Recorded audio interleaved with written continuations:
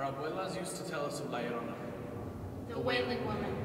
She grew up in a Mexican town, Now gone with the dust of history, Maria was coveted by all of her village's men. You could never forget the way palm-warm tortillas dissolved in mouth like words on end of the tongue. Or how her embrace of summer dusk breeze drifted away from their fingertips.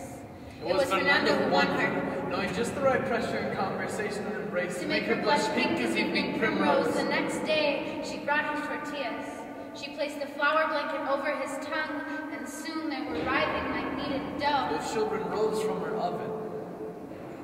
But not long after, Fernando stopped eating her tortillas, stopped coveting her embrace. Maria smelled strange as perfume on her husband and wandered in the river, cleansing clothes until the river water ran red. The next laundry day, she pushed her children's tiny schools under the water.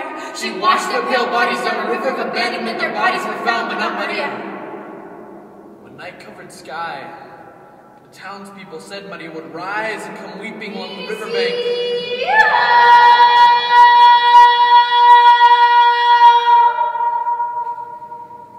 She was no longer Maria. She was Llorona, the wailing woman.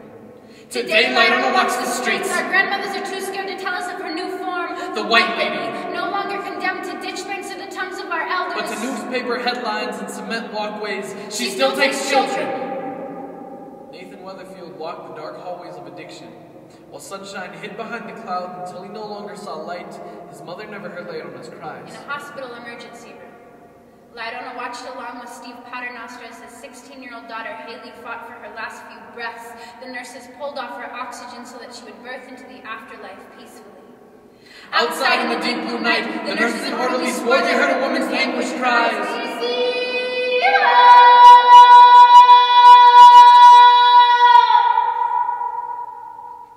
Llorona is no longer a myth. She's being mass-produced on the streets. She prances away from the dirt-rough ditch banks and cement-mounted arroyos. Into the outstretched arms of lost children she believes are hers. It's no longer legend when the two overdosed in 2006 turned to 17 in 2009.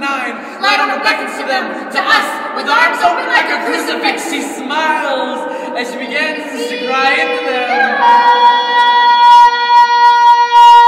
Her cottonwood branch body entangled around their soon-to-be corpse, draining lifeblood and lacing with hers.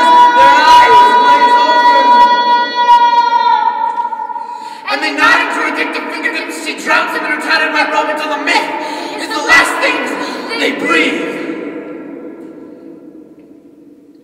In Albuquerque, New Mexico, in April 2010, Nathan Weatherfield and Haley Paternoster died of heroin overdoses. The black tar satin Haley's sock drawer like coal in a child's stocking. Rants through Nathan's veins like thunderstorms on spring days that steal the summer away.